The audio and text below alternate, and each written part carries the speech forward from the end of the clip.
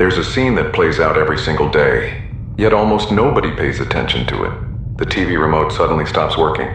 A door starts squeaking. The internet goes down. Your car begins making a strange noise, and almost everyone reacts in one of two ways. The first person says, "We should probably call someone who knows how to fix this." The second person says nothing. They walk toward the problem. Study it for a few seconds. Reach for a tool, and think a sentence that seems insignificant, yet reveals an entirely different way of seeing the world. Let me figure out what happened. Curiously, the difference between these two people is rarely intelligence. It isn't experience. It isn't technical knowledge. The real difference was built years before either of them faced that problem. It lies in the way their brain learned to relate to challenges. Because some people see a broken object and immediately see an obstacle. Others see a puzzle waiting to be solved. It sounds like a small difference, but that way of thinking eventually shapes the way they approach work, relationships, business, and even the hardest moments life throws at them. Now think back to your childhood, when one of your toys stopped working, when your bicycle lost a piece. When an appliance broke at home, what usually happened? Some children heard the same sentence over and over again. Don't touch it. You'll only make it worse. Little by little, they learned that problems belonged in someone else's hands. But other children heard something completely different. Go ahead. See if you can figure it out. Maybe they couldn't fix it. Maybe they made mistakes. Maybe they even broke something else along the way. But their brain was learning something far more valuable than repairing an object. It was learning that problems could be explored, that not everything had to be solved on the first try, and that making mistakes wasn't failure. It was part of learning. Over time, that small difference becomes enormous, because most people don't quit when a problem is impossible. They quit when they begin believing they're incapable, and those are two very different things. Some people give up assembling a piece of furniture after 10 minutes, not because it's too difficult, but because a voice inside quietly whispers, "I'm just not good at this." Meanwhile, someone else keeps trying. They test one idea, then another. They make mistakes, start over, and after several attempts, they finally find the solution. From the outside, it looks as if one person was simply born more talented, but psychology has spent decades showing that the difference often isn't talent at all. It's the confidence each person has in their ability to influence what happens, and that confidence isn't created by motivational speeches. It's built the moment you do something with your own hands and discover that it was actually possible. Imagine a child trying to repair a bicycle tire. At first, nothing makes sense. The parts look confusing. The tools feel heavy. They get dirty, frustrated, discouraged. Then suddenly, something happens. The wheel starts turning again. Maybe it took 30 minutes. Maybe someone helped along the way, but the child's brain has just recorded an idea that could stay with them for the rest of their life. I can face a problem and change the outcome. It seems like such a small moment. Psychologically, It's enormous, as if they were simply born with a special kind of self-belief. But most of the time, that's an illusion. They feel afraid too. They get frustrated too. There are moments when they have absolutely no idea what they're doing. The difference lies somewhere else. They don't need to have every answer before taking the first step, and that changes everything. Think about the last time you faced a difficult problem. Maybe your computer suddenly stopped working, a pipe started leaking, an important document disappeared, or perhaps it was something far more serious. A financial crisis, a breakup, a decision that could change your entire life. In moments like these, something quiet happens inside the brain. Some people's first thought is, "Who can fix this for me?" Others ask themselves a completely different question. What can I do before asking for help? It sounds like a tiny difference, but that small shift creates two completely different ways of living. Because the moment someone chooses to understand a problem before giving up, something remarkable happens. Their brain stays engaged longer. They tolerate frustration more effectively. They don't slip into defeat mode nearly as quickly. And the longer they remain curious, the greater the chance they'll eventually discover a solution. That's why so many people don't fail because they're incapable. They fail because they quit too soon.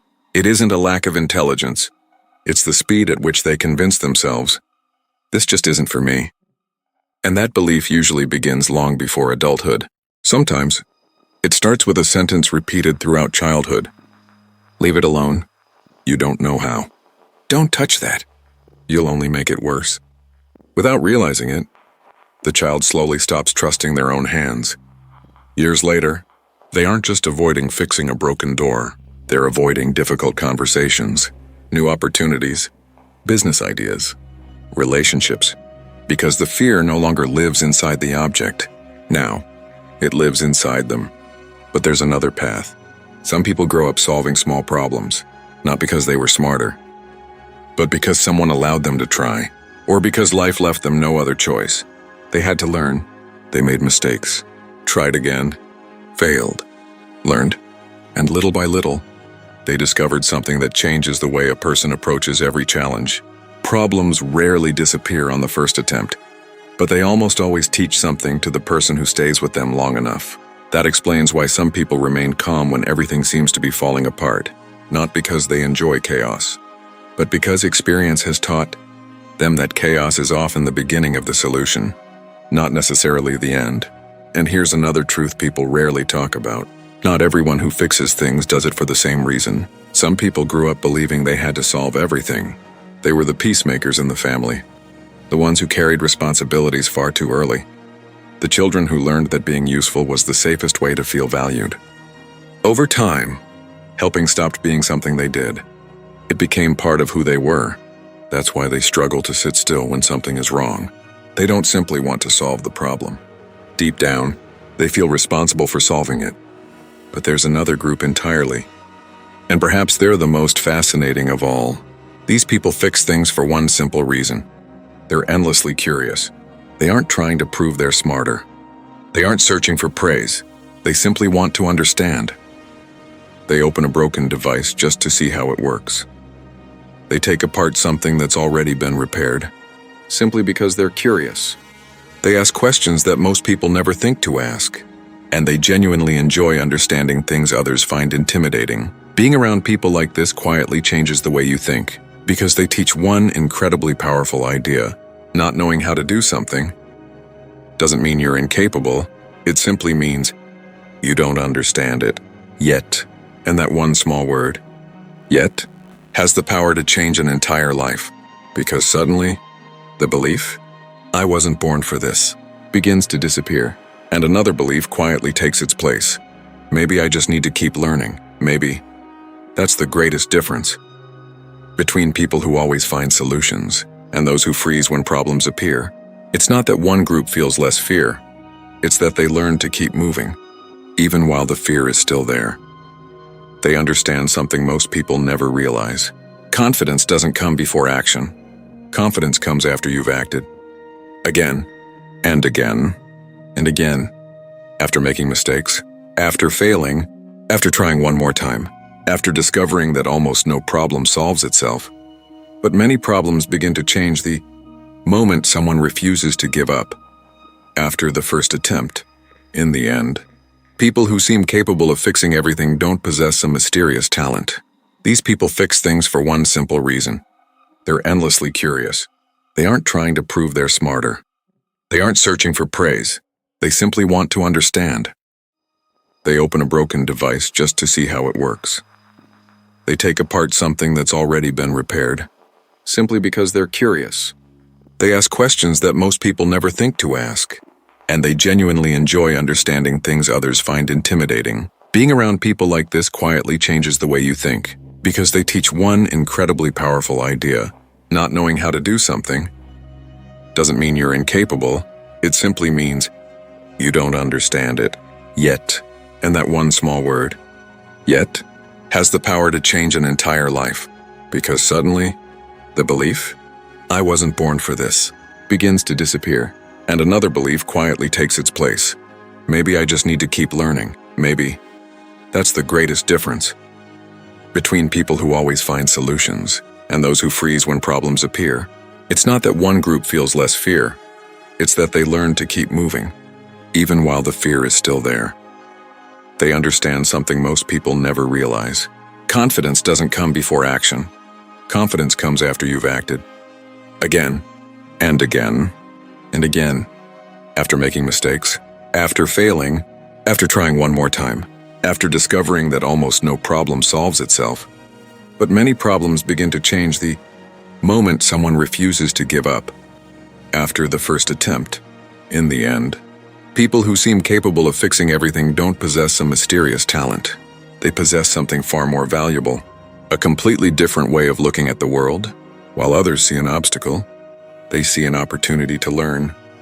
While others wait for someone to rescue the situation, they take the first step. And perhaps that's the real lesson. The difference between someone who transforms their life and someone who spends years waiting isn't always intelligence. It isn't money. It isn't luck. Sometimes, it begins with something as small as picking up a screwdriver, looking a problem straight in the eye, and quietly saying to yourself, "I don't know how to do this, but I'm going to figure it out." Because on that day, you're not just repairing an object. You're building a mind that no longer waits for solutions. It learns how to create them. And maybe that's the mindset that changes everything. Because life will always bring unexpected problems. Things will break, plans will fail. People will disappoint you. You'll face situations you've never experienced before. You can't control whether those moments arrive. But you can decide how you'll respond when they do. Will you wait for someone else to take the first step? Or will you become the kind of person who's willing to learn, experiment, fail, and try again? Every challenge is an invitation, not just to solve a problem, but to discover who you become while solving it. The people who seem the most capable aren't the ones who always have the answers. They're the ones who aren't afraid to search for them. And perhaps that's why they keep growing while others remain stuck. Not because life is easier for them, but because every obstacle becomes another lesson instead of another excuse. So before you leave, I'd like to ask you something. When something breaks, whether it's an object, a plan, or a chapter of your life, are you the kind of person who tries to fix it yourself? Or do you immediately look for someone else to solve it? Why do you think that is? Share your answer in the comments. I genuinely love to hear your perspective. And if this video made you see yourself a little differently, don't forget to leave a like, subscribe to the channel, and turn on notifications. Every week we explore the hidden psychology behind everyday behaviors. The habits, the decisions, and the patterns that quietly shape who we become. Because sometimes, the smallest actions reveal the deepest truths about the human mind. Thanks for watching, and I'll see you in the next video.